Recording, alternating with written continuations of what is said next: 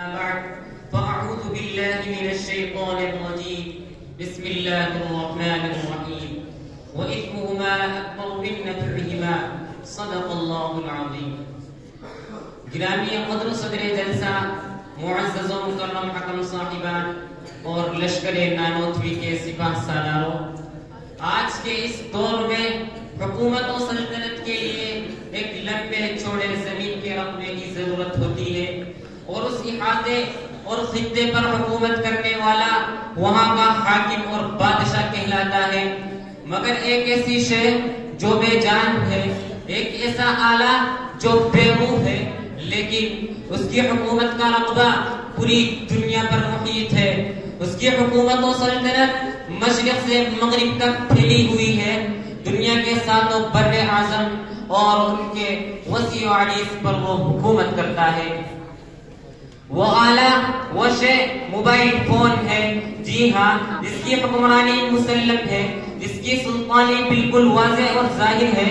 دنیا پر حکومت کرنے والے حکمران موبائل کے بغیر اپنی حکومت کی گاڑی ایک قدم بھی آگے نہیں بڑھا سکتے.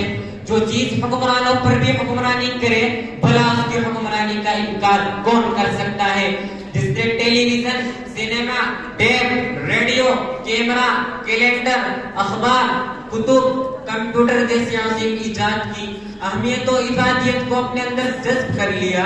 بس ایک اچھا سا موبائل ہونا چاہیے، اس کے بعد کر لو پوری دنیا کو اپنی مٹھی میں. دنیا کے جس کونے میں رابطہ کرنا چاہو قائم کر لو، جس لٹریچر کو پڑھنا چاہو پڑھ لو، جس تحقیق کو بھی حاصل کرنا چاہو حاصل کر لو، جس محقق و مدبر کو سننا چاہو سن لو. الغرض موبائل فون کے کئی فائدے ہیں، لیکن یہ بات بھی اثر من الشمس ہے کہ جو حکم قرآن مجید میں شراب اور جوئے کے تعلق سے ذکر کیا گیا، وَإِثْمُهُمَا أَكْبَرُ مِن نَفْعِهِمَا، کہ ان کے نقصان ان کے فوائد سے کئی زیادہ ہیں. بالکل اسی طرح موبائل کی تباہ کاریاں، نقصان اور منفی اثرات اس کے فوائد سے کئی گنا زیادہ ہیں. ذرا دل پر ہاتھ رکھ کے بتائیے کہ بدکاری کا راستہ آسان کس نے کیا؟ موبائل نے. ہمارے بچوں کو بے حیائی کا درد کس نے دیا؟ موبائل نے. ہمارے نوجوانوں کے ذہنوں میں عیاشی اور ہوس پرستی کا بیج کس نے بویا؟ موبائل نے. بچیوں کے سروں سے دوپٹہ کس نے اتارا؟ موبائل نے. معاشرے میں زنا کو فروغ کس نے دیا؟ موبائل نے.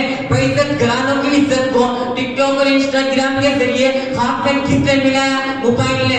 اچھے اچھے دینداروں کی شرافت کو داغدار کس نے کیا؟ موبائل نے. بچوں کو والدین سے، والدین کو بچوں سے، طلبہ کو اساتذہ سے اور اساتذہ کو طلبہ سے دور کس نے کیا؟ موبائل نے. عقائد کی گہرائیوں تک پہنچنے کا ملکہ ختم کس نے کیا؟ موبائل نے. ہمارے نوجوانوں کی ذہنی اور دماغی صلاحیتوں کو کمزور کس نے کیا؟ موبائل نے. نوجوانوں کو خودکشی اور آتم ہتیا جیسی غلیظ حرکت پر کس نے ابھارا؟ موبائل. میں یہ کوئی بات ہوائیوں میں پیش نہیں کر رہا ہوں. ہاں یہ حقائق ہیں، دلائل اور رپورٹس اس پر موجود ہیں. اس کا انکار نہیں کیا جا سکتا، اس سے منہ نہیں پھیرا جا سکتا. خود ہی ہمارے ملک میں بننے والی ایک دیوداس نامی فلم سے متاثر ہو کر 34 افراد نے خودکشی کی تھی، اور اس ذات نے اس وقت دم توڑ دیا جب پڑوسی ملک کا ایک شخص اپنی حقیقی بیٹی کے ساتھ ایک لمبے عرصے تک اپنا منہ کالا کرتا رہا. جب اس کے جرم کا انکشاف ہوا، بات عدالت تک آ پہنچی، تو اس کے بعد اس کی بیوی نے اپنے انٹرویو میں کہا کہ میرے شوہر کو موبائل پر فوش فلمیں دیکھنے کا جنون سوار تھا. ان کی اس غلط عادت نے انہیں آوارہ حیوان بنا دیا. محترم سامعین کرام، اگر ہم سماج و معاشرے پر نظر اٹھاتے ہیں اور دیکھتے ہیں تو معلوم ہوتا ہے کہ آج ہر کوئی موبائل کا دل دادا ہے.